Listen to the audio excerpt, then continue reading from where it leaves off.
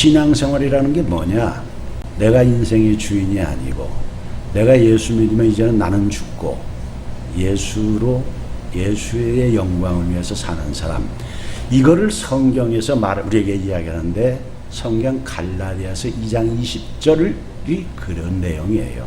갈라디아서 2장 20절이 그렇게 우리에게 주는 것이죠. 내가 그리스도와 함께 십자가에 못 박혔나니 그런즉 이제는 내가 사는 것이 아니요 오직 내 안에 그리스도께서 사신 것이라. 이제 내가 육체 가운데 사는 것은 나를 사랑하사 나를 위하여 자기 자신을 버리신 하나님의 아들을 믿는 믿음 안에서 사는 것이라. 이 말이에요. 이게 그런 말. 이걸 쉽게 표현한 게 내려놓음. 이제 내가 하나님의 은혜로 새 사람 되어서 예수로 말미암아 새 생명 얻어서 인생의 삶의 목적이 이 땅에 나를 위해서 내 방식대로 사는 것이 아니라 하나님의 영광을 위해서 하나님의 방식으로 살아가는 거예요. 이걸 또 다른 말로 얘기하면 고린도전서 10장 31절이죠. 너희는 먹든지 마시든지 무엇을 하든지 다 하나님의 영광을 위하여 하라. 무엇을 하든지 너 하는 것이 하나님의 뜻 가운데서 하나님이 원하시는 네가 삶을 살고 있느냐라는 거예요. 그러기 위해서 이제 어떻게 사는 것이냐? 마태복음 6장 33절에 써 있죠. 너희는 먼저 그의 나라와 그의 의를 구하는 삶의 순서에서 네가 네 인생의 주인 되어서 네 상황을 네가 판단하고 너 좋은 대로 네 고집. 그러니까 다른 말로 말하면은 어떤 거예요? 자기가 삶의 주인 되어 살면 지금도 그리스도인이 아니죠. 그런 중요한 거예요. 내 삶의 주인이 주님이 되어야 되는 거예요. 그래서 내 스타일대로 예수 믿어도 뭐 승질대로 믿어요. 이렇게 하는 건 아니에요. 나 죽어야 되는 거예요. 나는 신앙생활을 이런 스타일로밖에 할 수 없어요. 그렇게 하면 안 돼요. 너는 그렇게 하고 싶지만 성경에서 그렇게 하면 안 된다고 하면 바꿔야 되는 거예요. 그리고 끊임없이 어떻게 돼요? 내가 깨져야 되는 거예요. 내가 뭘로요? 말씀으로. 어떤 말씀으로요? 하나님의 말씀으로요. 자기 감정, 자기 취미 이런 거 아니에요. 지금도 신앙생활 한다면서 자기를 나는요 내 환경이 이럴 수밖에 없어요. 그거 아니에요. 하나님은 그 환난이나 뭐 환경을 어려운 걸 주어도 그걸 네 방식대로 네가 판단해가지고 이렇게 해야 되겠다라고 그렇게 하지 말아요. 그렇게 살아가니까 안 돼. 하나님의 역사가 그 안에 나타나지 않는 거예요. 온전히 하나님께 그 문제를 내놓고 하나님의 하라는 대로 성경이 말하는 대로 결단하고 내가 나가야 되는 거예요. 하나님 모든 인간의 생사하고 다 주님이 하시니라 합니다. 교회 위주로 하나님 위주로 살겠습니다. 어떤 환난과 어려움이 와도 이걸 통해서 오히려 싸우는 것이 아니라 내가 낮아지고 섬겨서 그런 걸 통해서 하나님 일하게 되어서 그런 것들이 남편을 자식을 아내를 감동할 수 있도록 하나님이 해주시옵소서. 저는 죽으면 죽겠습니다. 뭐 이런 것이 성경에서 우리에게 요구하는 삶이거든요. 그럴 때 내가 그렇게 하나님 앞에 문제를 내려놓고 하나님 앞에 나올 때 하나님이 그 문제를 받아가지고 역사하시는 거예요. 내가 하나님 앞에 문제를 안 내려놓고 내 방식대로 계속 고치고 하나님이 일 못 오세요. 내가 옳다. 이거는 내 판단이 옳아. 라고 자기 고집을 계속 하고 나가면 절대로 하나님의 역사를 못해요. 안 되는 거예요. 그래서 영광을 열매를 맺지도 못하고 하나님의 영광을 나타내지 못하는 거예요. 내가 내려놔야 되는 거예요. 그래서 그 하나님의 말씀으로 살기 위해서 그래서 눈물로 기도하고 우리가 말씀을 붙들고 내가 사는 것이죠. 그래서 그럴 때 말씀이 나를 채워지고 하나님이 내 안에서 역사하시면서 나를 하나님의 삶으로 점점 변화시키면서 그런 변화된 내 모습을 통해서 빛과 소금으로 사는 환경도 변화시키고 다른 사람도 변화시키는 거예요. 하나님이 야곱을 통해서 이제 그 가족 자녀들을 통해서 이제 큰 민족을 이루기 위해서 애굽으로 이주시켜야 되는데 그 야곱의 아들들이 전혀 그렇게 안 돼 있잖아요. 물론 거기에는 그 아픈 사연이 있었다고요. 정말 하나님께서 야곱이 가장 사랑했던 라헬을 걷어가신 거는요, 진짜 그 신의 한 수, 묘수였어요. 그것 때문에 문제가 발생한 거예요, 사실은. 그 라헬을 그렇게 걷어가면서 베냐민을 주었잖아요. 이 베냐민이 또 문제되잖아요. 이게 참 하나 성경을 보면 제가 이렇게 성경을 연구해 보니까 그런 숨겨진 것들이 이제 보이더라고요. 아, 이런 놀라운 그 묘수, 그 정말 절묘한 하나님의 섭리가 속에 있더라고요. 인생이 라헬은 이 땅에서 남편의 사랑을 더 받고 자식들의 그 효도를 더 받고 아름다운 인생을 더 살았으면 좋을 뻔했지만 그보다 더 좋은 데 간 거예요. 하나님 나라에. 그 아내를 데려갔잖아요. 그때 베냐민은 태어나서 갓난아기라고 유모한테 맡기면 되고, 그 아들은 그 17살 먹은 요셉은 얼마나 충격을 먹냐고, 죽음이 준비되는 새였으니까. 그래서 그 아버지로서는 그 보살필 수밖에 없는 건데 그 마음을 몰랐던 건 자식들이. 그러니까 그때는 30일장 사건은 집안이 아버지가 그런다고 제 특별 관리한다고 아버지를 이해하지 못하고 자식들끼리 원수가 되고 엉망이 됐잖아요. 그 참치 그걸 보여준 거예요. 그래서 하나님이 요셉을 어떻게 해요? 요셉에게 꿈을 주셔서 하나님이 그를 통해서 역사하신다는 비전을 주었죠. 그래서 그 꿈 때문에 요셉이 애굽으로 팔려가게 만드셨지만 그거는 시편에서도 얘기하잖아요. 시편에서도 얘기. 그건 반드시 하나님 먼저 애굽을 보내서 애굽 이주의 역사를 시작하신. 그래서 요셉을 애굽에서부터 13년 동안 그 똑똑한 훈련을 통해서 총리로서 자질을 만들어 가지고 30세의 총리가 되어 가지고 7년 다시 그 꿈을 풀게 해 가지고 요셉은 3번의 꿈을 요셉은 푸는 사람이에요. 자기가 한 번 꾼 꿈 때문에. 두 번째는 감옥에 있을 때 두 사람의 그 떡꿈 가는 장모 술 맡은 관련 꿈을 풀어주는 그것 때문에 이제 총리가 될 수 있는 발판을 마련한 거죠. 왕한테 갈 수 있는 게임을 하고. 그 다음에 왕이 꿈을 꾼 것을 풀어줌으로 총리가 되는 일생에 3번 꿈을 풀어서 하는 사람인데 어쨌든 요셉이 그렇게 하나님 훈련하시고 은사를 주셔가지고 그렇게 만들어 놓으시고 이제 그렇게 거기서 22년 동안 훈련하시는 동안 우리가 지난주 살펴본 것 같이 유다라는 인물을 하나님께서 훈련을 강물을 사였잖아요. 유다도 그 아내가 죽고 그 아내가 죽었기 때문에 그 음행을 할 수밖에 없었잖아요. 참 성경은 어떻게 보면 좀 냉철하고 무서운데 그래서 그 유다라는 사람이 잘못된 거짓된 삶을 영적으로 어두웠잖아요. 아들 중에서 가장 똑똑하다고 할 수 있는 합리적인 사람이 유다인데 유다조차도 영적으로 어둡고 가나안 지역에 있으면 그렇게 타락할 수밖에 없고 자식들도 그럴 수밖에 없는 상황이었다라고 창세기 38절 얘기했다고 제가 말씀드렸어요. 그래서 유다가 사실은 그 다말이 애를 쌍둥이를 뱄다는 것은 그 유다가 그때 깨닫는 거잖아요. 죽고 사는 건 어떻게 누가 해요? 하나님이 하시는 거잖아요. 기본으로 그건 알고 있잖아요. 사람이 죽고 살고 병들고 아프고 다 하나님이 하시는 거예요. 그 인정하는 것이 신앙이잖아요. 그걸 인정해가지고 자기가 잘못했다고 인정했고 내가 참 거짓말을 했고 아들을 줘야 되는데 안 주고 미뤘고 다말이 할 수 있는 게 다말은 음행 때문에 다말은 그런 시아버지고 통과하는 거 아니에요. 계대 결혼을 해서 하나님의 그 자기 이스라엘 민족대에서 나악과 같이 롯과 같이 먼저 그래서 그렇게 안 주니까 아들을 안 주니까 가나안 사회에서 이렇게 있다는 안 되니까 그 시아버지를 그렇게 유혹해가지고 그 이스라엘 자손들이라고 부른 거잖아요. 하나님이 그걸 보시는 거지요. 그래서 그 가문에 이 예수가 태어나게 하는 놀라운 자리에 세워주시잖아요. 그 얘기를 했어요. 그리고 제가 그 뒤를 건너뛰어가지고 오늘 43장으로 왔어요.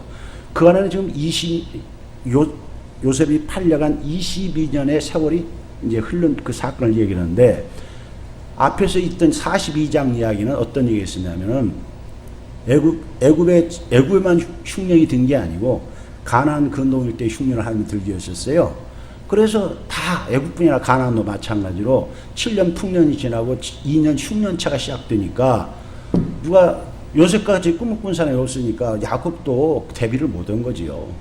그래서 양식이 떨어지니까 아버지가 얘기를 한 것이죠. 아버지가 얘기를 해가지고 야 내가 들으니까 저 애굽에는 곡식을 판다는데 너희들 뭐하고 있냐? 갔다 와라. 갔다 와라 보낼 때 그 곡식을 구하는 것이 쉽지 않다라는 것을 뭘 보고 알 수 있냐면은 야곱이 누구를 보내냐? 종들을 보내지 않고 자기 자식들을 보낸다고. 그러니까 곡식 구하는 것이 애굽에서 그렇게 쉬운 건 아니었다라는 것을 우리가 미루어지면 이렇게 했던 것이라고 이게 이게 그냥 그건 겉다리로 말아두는 거야. 그래서 아들들을 보내는데 그때 보낼 때 아버지가 안타깝게 하나를 빼고 보냈다라는 거예요. 누구를 빼고 보내요? 베냐민을 빼고 보냈다는 거예요. 그래서 그 42장 4절에 그 말을 써요. 왜 빼고 보냈냐? 그 42장 4절에 보면 성경에 뭐라고 써있냐면 그걸 자세히 설명했어요. 42장 4절 같이 찾아볼까요? 자, 4절입니다. 42장 4절. 야곱이 요셉의 아우 베냐민은 그의 형들과 함께 보내지 아니하였으니 이는 그의 생각에 재난이 그에게 미칠까 두려워함이었더라. 11명의 아들 가운데 그러면 지금 베냐민이 어려서 안 보냈느냐? 베냐민은 적어도 22살 이상이에요. 어머니 태어날 때가 그 형 17살 때니까 지금 20년 지났잖아요. 22살 청장년이에요. 가야죠. 근데 안 보냈다라는 거예요. 왜 안 보냈다라는 거예요? 야곱에게는 트라우마가 있었다라는 거예요. 트라우마라는 말을 내가 찾아봤어요. 요새 트라우마 많이 그러잖아요. 트라우마라는 말 들어보셨죠? 상식으로 그냥 이게 헬라어로 그리스어로 트라우마트라는 말인데 영어로 트라우마로 됐다라는 거예요. 그 본래 그 뜻은 뭐냐? 상처라는 뜻인데 이게 의학적인 용어로 사용되잖아요. 의학적. 그래서 일반 의학적인 용어로서는 이 트라우마를 뭘로 보냐면 외상으로 보는데 외적인 상처로 보는데 심리학적, 정신적인 그런 의학적에서는 이렇게 표현했더라고요. 영구적인 정신 장애를 남기는 충격 이렇게 표현됐어요.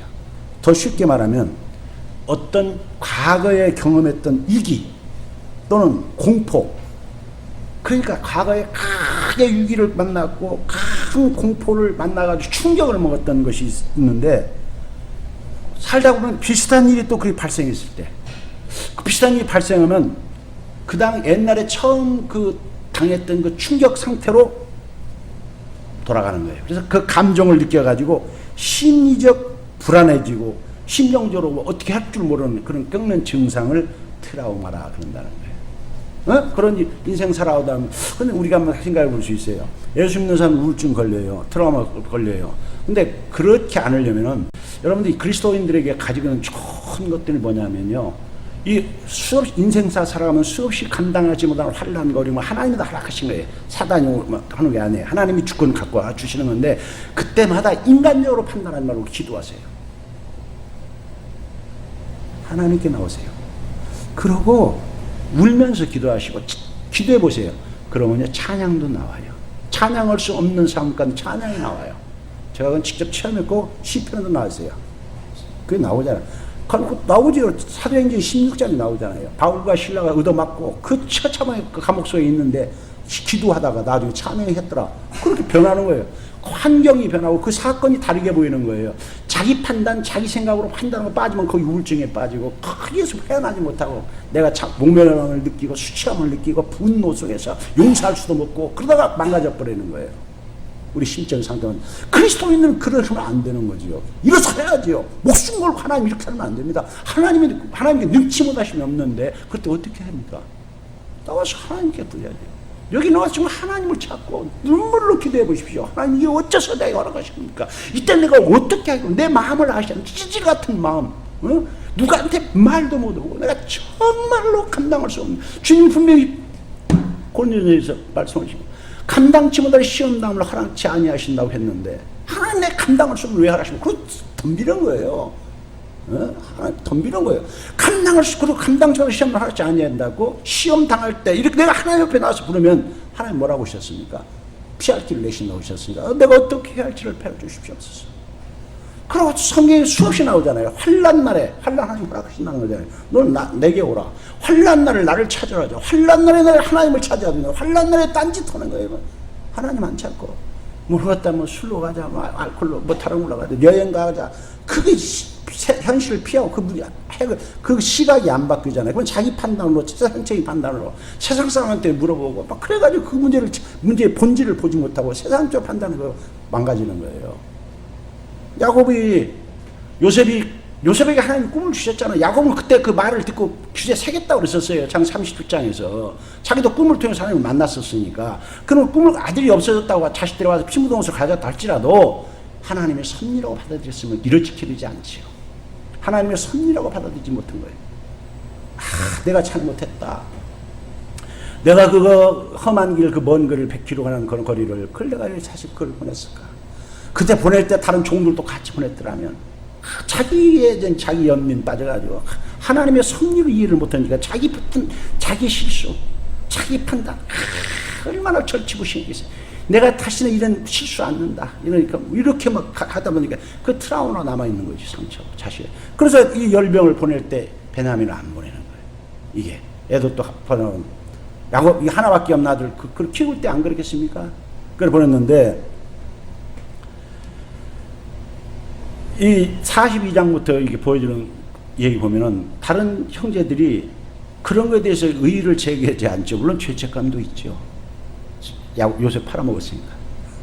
아버지가 그렇게 고통스러우니까. 그런 게 사람 있잖아요. 그 가지고 있었던 것을 성경은 보여줘요. 그래서 그 곡식을 잘 사왔잖아요. 사러 갔는데 문제가 뭐예요? 요셉이 엉뚱한 시몬을 볼모로 딱 잡아놓고 베냐민 데려오라는 거잖아요. 이것도 하나님의 묘수지. 베냐민 데려오라. 야곱이 놓지 않는, 야곱이 내려놓지 않는, 야곱의 그 절대 안 내고 이것만은 하나님 내가 내 방식대로 해야 합니다라고 적는 게 그런 문제잖아요. 그런 거잖아요. 하나님 그거 아시거든. 절묘하거든요. 자식들은 12명의 아들들은 바뀌었어요. 12년인데 요셉이 하나 안 바꾸면 상처 속에서 못 태어나는 거예요.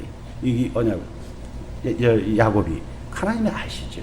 그래서 그 베냐민을 통해 가지고 사실은 뭐 형제들의 사랑도 점검하지만 아버지 야곱의 트라우마를 치료하시고 새롭게 하나님을 바라보게 하시려고 내려놓게 하시려고 하시는 묘한 것이 여기 있구나. 내가 이번에 또 이걸 발견했잖아요. 갔다 왔는데 문제가 뭐 발생했어요. 이 간첩으로 오인을 받은 거잖아요. 그 실정법을 위반한 건 아니야. 추측으로 그쪽에서 그걸 풀려면 방법이 뭐야? 베냐민대로 오라는 거예요. 든지 그냥 그렇게 말 안 하고 볼모를 잡아놓은 거야. 시몬 거기서. 그래서 그 얘기를 아버지한테 와서 했잖아요. 42장 앞에서 한 거예요. 아버님, 갔다 왔는데 물어서 간첩 오인을 받았는데 내가 할 수 없이 그래서 시몬을 못 데려갔으니까 시몬이 그래서 잡혔습니다. 베냐민 데려가면 해결됩니다. 라고 얘기를 하고 충격을 야곱이 이놈들이 뭔 소리 하는 거야. 베냐민은 안 되는데 이게 얼마나 그러고 곡식을 보십시오. 가져왔습니다. 자루로 이제 딴 데 옮기려고 봤는데 거기에 돈들이 다 들어있는 거잖아요. 값을 추리할 줄 알아. 그 값으로 준 돈인데 곡식값인데 이거 도로 가져와버린 게 되니까 이거 써있어요 앞에. 이게 다 전부 다 야곱을 비롯해가지고 그 9명의 그 아들들이 두려워했다 그랬어요. 이게 이제 문제가 베냐민만 데리고 가도 이거 될 문제가 아니지. 이거 실정법을 위반한 거잖아. 사기치면 돈 주고 안 주고 왔으니까 이거는 그러니까 더 유기에 상하니까 그때 야곱이 이 얘기를 하는 거예요. 35절에 곡식 자루를 다 비우니까 곡식 때문에 치루자는 돈이 더 나온 거야.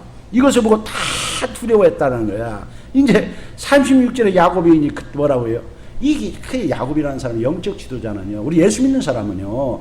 밤새 하나님을 인정하고 하나님이 왜 이러셨냐고 이렇게 가야 문제 푸는 거예요. 이게 내 자식이 왜 공부를 안 해? 하나님께서 왜 이렇게 하시고 이렇게 보면 돼요. 내 자식이 왜 교회를 안 나와? 하나님께서 이렇게 나한테 내가 어떻게 하기를 원하실까? 내 탓이다고 내가 싸워야지. 그렇게 봐야 되는 건데 이 야곱이 태도가 잘못된 거예요. 그러면 야곱은 뭐라고 해요? 너희들이 하는 짓이 잘못했다. 아들들이 뭘 잘못했어요? 판단을 잘못하는 거예요. 사회에 함몰되면 우리는 내 판단이 옳은 줄 알고 사물을 판단하고 그렇게 평가하고 그런 행동을 하는데 참 웃기는 게 많아요. 냉정히 보면 웃긴 때가 많아요. 자신을 못 봐서 그래요. 야곱이 그래요. 야곱이 36절에 보면은 42장 36절에서 이렇게 얘기를 하는 거예요. 아버지 야곱이 그들에게 이르되 너희가 나에게 내 자식들을 이렇게 하도다. 요셉도 없어졌고 시몬도 없어졌거늘 베냐민을 또 빼앗아가고자 하니 이는 다 나를 해롭게 함이라. 이게 맞는 말입니까? 냉정히 보면 틀린 말이죠. 여기 보면 자식이 어떻게 아버지를 해롭게 하겠어요? 자식들이 어떻게 아버지를 해롭게 하지 않거든요. 상대방 하는 의도가. 그리고 자식들이 요셉은 물론 정황상 죽었을 것이다 추론하는 것이지 죽어있던 것도 아니고 시몬 지금 없어진 거 아니에요. 지금 볼모로 잡혀 있어서 가면 데려올 수 있는 거예요. 죽은 거 아니에요. 그 베냐민도 가봐야 하는 거지. 죽고 간첩 그쪽 그래서 간첩으로 죽일지 아니면 돌려보낼지 가봐야 하는 건데 미리 예단을 하는 것이죠. 안 믿는 사람들, 세상 사람 똑똑하다 하는 것도 이런 걸 많이 해. 누가 정권자 뭐 어쩌고자 그 지 맘대로 되는 거 아닌데 하나님을 믿는 사람 그러면 안 되는데 야곱이 얼마나 영적으로 지금 잘못되어 있는가. 우리가 근데 그런 때가 많다 그 말이에요. 상대방의 참 뜻을 모르고 자식들은 그 10명은 아버지가 하라는 대로 해서 그 먼 거리 가서 열심히 가서 사과지 왔잖아. 순종했잖아요. 그래가지고 수고했다 했는데 너 이러는데 그래서 잘 해보자 이런 게 아니라 이런 엉뚱한 얘기를 해요. 그러니까 자식들을 대표해서 37세 루벤이 장남이잖아요. 루벤이 아버지를 달래는 거예요. 그래서 루벤이 생각해보세요. 아버지가 좀 오해를 하고 있고 자기들 오해를 하고 있고 지금 그 베냐민을 안 데리고 거기를 안 가면 어떻게 돼요?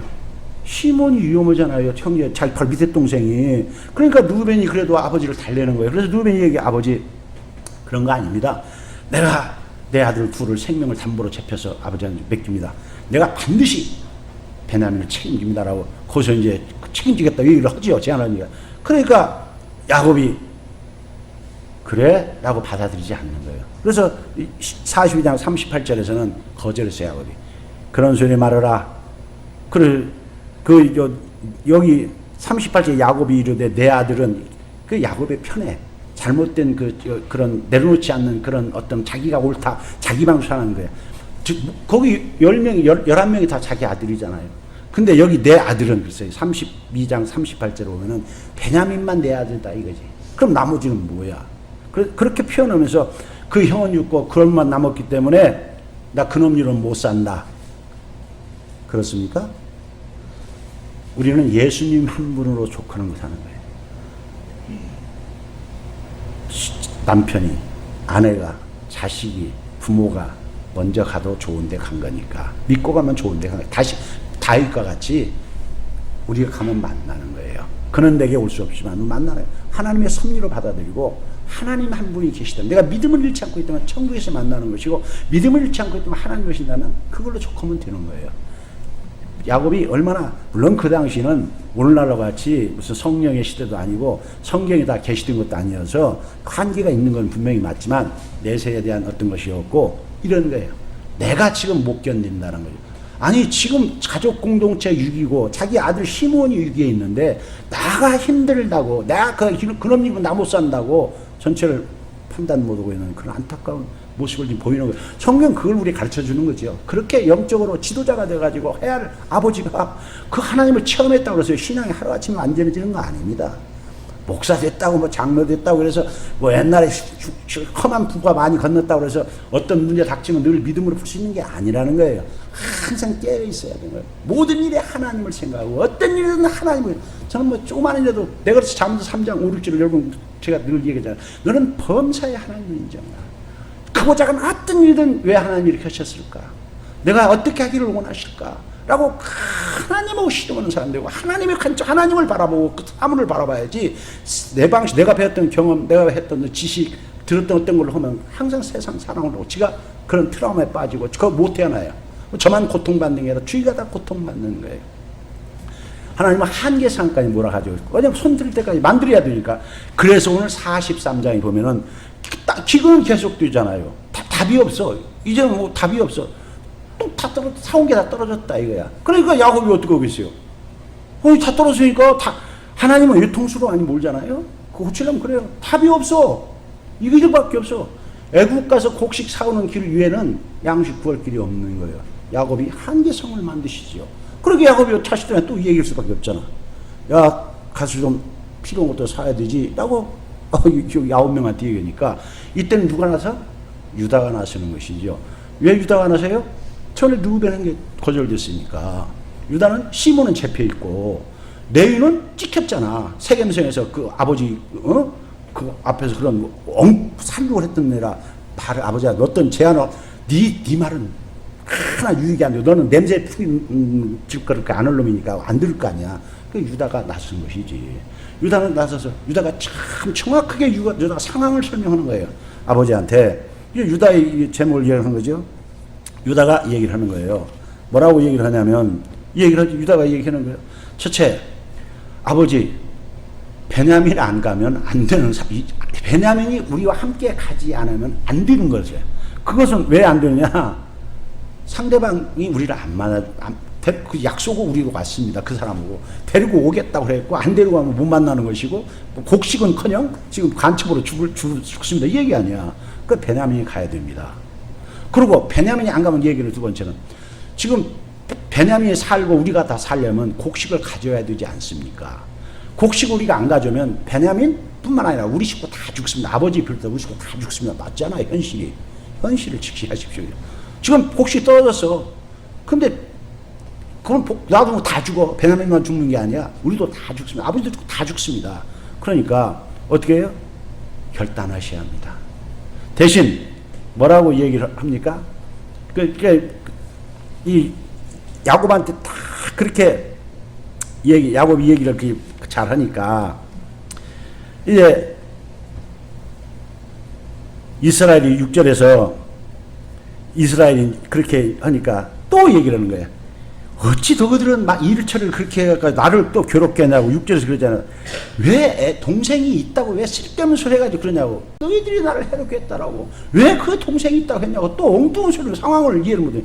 그때 근데 유다가 이제 얘기 않고, 성경은 참 재미있어요. 7절에 보면 이제 8명이 다 얘기를 한 거야. 아들들이. 그 아들들이 얘기, 아버지 왜 그러십니까? 누가 그 사람이 자세히 물었습니다. 아버지는, 너가 아버지는 뭐 살아있느냐? 네 형제는 몇이냐? 뭐 하나하나 물으니까 우리는 대답해야 되지 않습니까? 아버지 생각해 보십시오. 나머지 말이 뭐라고요? 다 우리는 그냥 아무 생각 없이 묻는 말에 대답할 수밖에 없었고, 그랬는데 세상에 누가 내 아우를 데리고 오라고 그렇게 얘기할 줄을 어느 누가 그걸 알았겠습니까? 아버지 참 답답합니다. 우리는 절대 고의적이 아닙니다. 이건 어쩔 수 없는 삶이다 얘기를 하는 거죠. 그런데요, 제가 성경을 보면서 놀라운 건 뭔지 아십니까? 지금 시몬 뺀 9명의 아들들이 아버지한테 대들질 않는 거예요. 그게 성경을 보면서 느낀 거예요. 어떻게 맨 처음 루벤도 그랬고, 그 다음에 유다도 그랬고, 다른 8명의 아들도 그 아버지가 정말로 답답하게 엉뚱한 고집을 피고 똥고집을 피고 정말 말도 안 되는 소리를 하면서 해롭게 한다고 하면 얼마나 억울해요. 아니 아버지 이게 지금 무슨 상황이 왜 이러, 덤비고 막 이래야 문제 풀어지는 것 같은데 아들들은 절대 안 그래요. 그만큼 아들들은 변했다는 거예요. 22년 동안 그 아들들은 정말 사랑했는데, 아버지가 그래도 아버지를 공경하는 거예요. 아버지 마음을 이해하는 거예요. 그래, 아버지가 트라우마가 있지.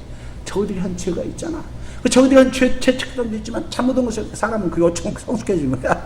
그걸 언제 이들은 그렇게, 그들은 이 모든 일에 하나님의 뜻을 인정하는 것을 그들이 42장에서 요셉 앞에 섰을 때 그들이 그 요셉 앞에서 그 사실을 깨닫는 거예요. 요셉이 막 억지로 너 간첩이라고 그러고 말이야. 아니라고 막, 우리는 하나 형제라 해도 아니야. 요셉이 내가 다 알아. 간첩이야. 몰아대니까 얼마나 답답해. 그래서 42장 21절에서 우리가 이렇게 된 것은 아우의 일로 22년이 지났어도 그들 모두가 생각하죠. 아우의 일로 하나님 앞에 죄를 범했기 때문에 죄값이다. 이걸 알아요. 그때 그 아우가 괴로워서 막 돌아다녔다 우리가 유명하지 않냐. 심은 대로 거둔다. 우리 집 하나님이 받는다는 거야. 그때 루벤이 그러니까 내가 그때 그러지 말라고 안 했냐. 그럼 요셉은 그 상황을 다 아는 거야. 그때 형은 제일 장형은 안 팔라 그랬고 이놈들이 팔라. 그리고 다 알았겠네. 어쨌든 내가 그래서 그러지 말라고 했느냐. 그래서 너희들이 지금 우리가 이렇게 된 것이 그 핏값이다. 하나님이 핏값을 먹는 것이다. 그러니까 이 28절에서 다 그들이 왜 주막집에 와가지고 하나 있게 하니까 그때 하나 그 돈이 나왔거든. 그러니까 그때 다 떨면서 아이고, 그때 공통적으로 뭐라고 하냐면 하나님이 어찌하여 이런 일을 우리에게 행하셨는가. 하나님의 주권을, 하나님의 섭리를 아직들이 인정해요. 그러니까 그 섭리에서 보면은요, 아버지가 이해 못할 행동을 해도 그렇게 해서도 하나님의 섭리로 받아들이면 악을 악으로 갚지 않고 상대방이 모르고 그런 것에 대해서 감정적으로 대응을 않고 참 사랑으로 대하는 거예요. 공경으로 대하는 거예요. 끝까지 인내면서 끝까지 그 사랑으로 대하는 거예요. 이게 하나님의 자식들이 됐다는 게 이 문제가. 근데 누가 안 됐어요? 야곱이 안 된 거예요. 그때 이제 유다가 다시 아버지가 그러니까 아들들이 다 결혼한 후에 아버지를 설득하는 거예요. 유다가. 아버지, 그래가지고 유다가 참 그 유다의 이거 놀라운 것이 유다가 이 얘기를 한 거예요. 유다가 이제 이 얘기를 하죠. 8절에 보면 아버지 내가 저 아이를 책임지겠습니다. 그때 저 뭐라고 해야 올바른 표현 같아요? 저 동생을 내가 책임지겠습니다. 이래야 맞지요. 동생이니까. 동생이라 쓰지 않고 성경은 아이라고 쓰는 거예요. 이 아이란 말은 나르라는 단어인데 여기 뜻이 있는 거예요. 아직 얘가 아까 몇 살이라고 그랬어요? 베냐민이? 22살 뭐 청년이에요. 그럼 아이는 청소년기 좀 어린애를 쓰는 단어인데도 유다가 아버지를 설득하는 것이죠. 쟤는 지금도 보호받아야 할 어린아이 같은 존재라고 인정해 주는 거예요. 형 유다가. 아버지 나도 그렇게 쟤를 보호해야 된다는 걸 압니다.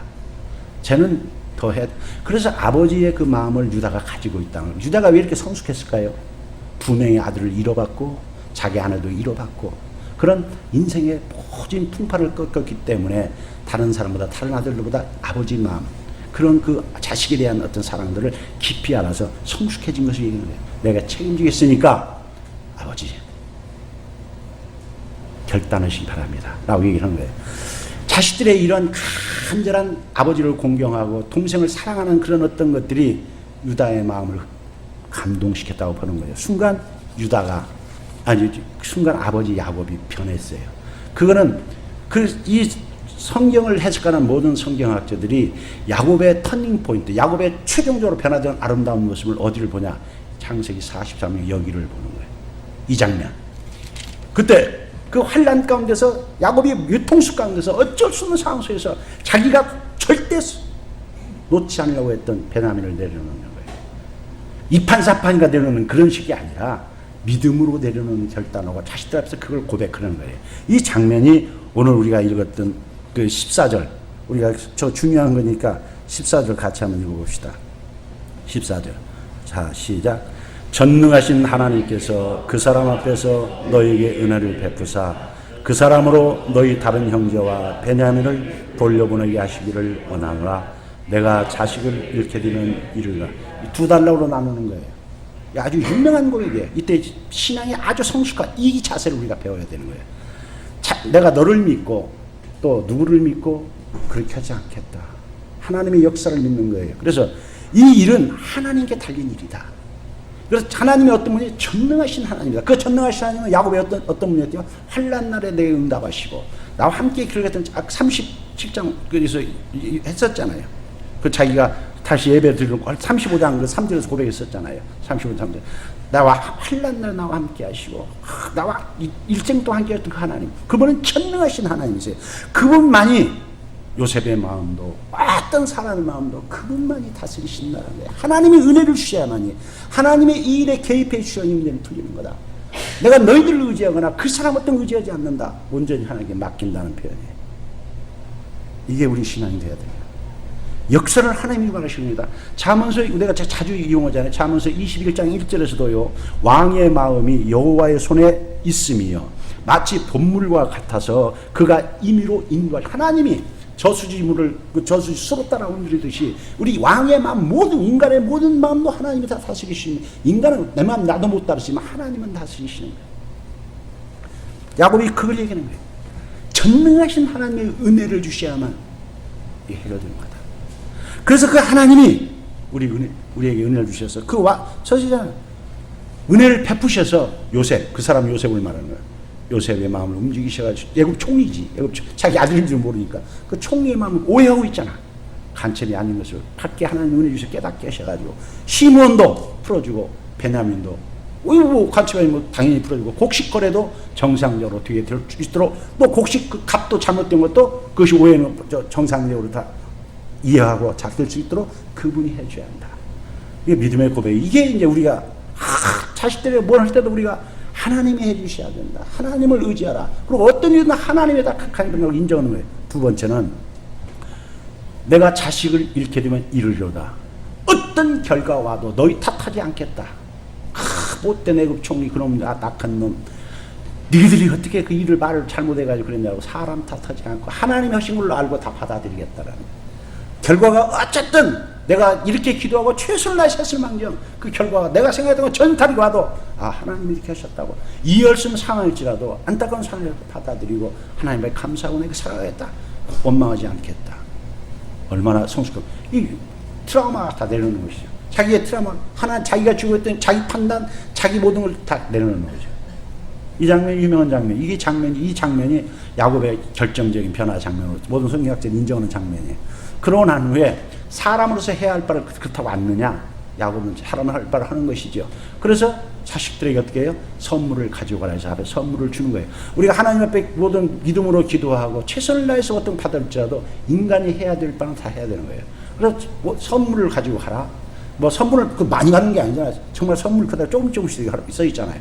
그리고 두 번째는 돈을 똑바로 가져가야 된다. 지난번에 계산 잘못된 거 가지고 가고 새로 살 것도 가져가라고 해서 정확한 것을 하는 지혜를 켜는 이 장면이 아주 유명한 장면이에요.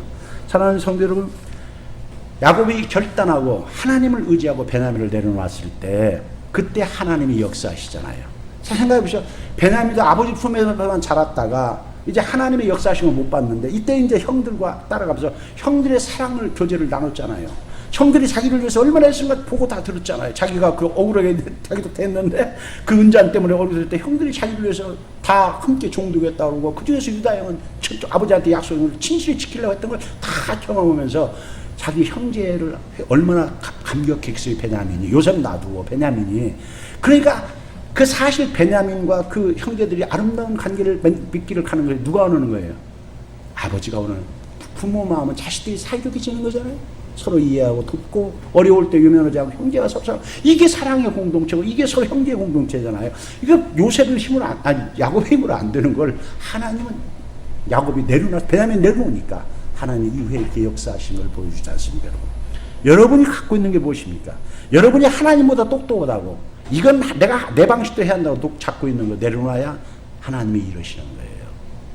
그 신앙생활 하면서 내 방식 따르지 마세요. 목사가 가르치는 대로 여러분 따라올 때 내 방식 내려놓고 그렇게 디딜 때에 그때 준비된 것들이 우리에게 하나님 펼쳐주시는 거예요. 상상하지 못했던 거. 아까 내려놓음이라든가 내가 주가 예수가 산다는 책 내용들이 다 그런 것들이 그렇게 내려놨을 때 그렇게 내가 죽고 말씀드렸을 때 열매 맺게 하신 하나님 놀라운 것들이 거의 기록돼요. 여기서 지금 그걸 기록하는 거예요. 이후에 얘기하는 그 얘기예요. 야곱이 그 베냐민을 내려놨을 때 그 야곱의 트라우마가 치유될 뿐만 아니라 그 가족 그 베냐민의 생애도 넘어지고 다른 형제들도 아름다운 하나님의 역사를 체험하고 그렇게 하는 놀라운 열매를 맺는 것입니다. 오늘 우리가 이 말씀을 통해서 여러분 정말로 하나님이 애굽에 이주하기 전 이제 애굽 공동체로 이주에 합당한 공동체로 완벽하게 고쳐주신 것을 기록하는 거예요. 사랑의 공동체로, 섬김의 공동체로, 믿음의 공동체로, 예배자의 공동체로 이렇게 되어줄 수 있도록 여러분도 여러분의 갖고 있는 여러분의 아직 여러분의 어떤 것들을 다 겸손히 내놓으시고 하나님이 여러분에게 주시는 다른 놀라운 다른 은혜의 세계를 체험할 수 있게 되시기를 예수님의 이름으로 축복합니다.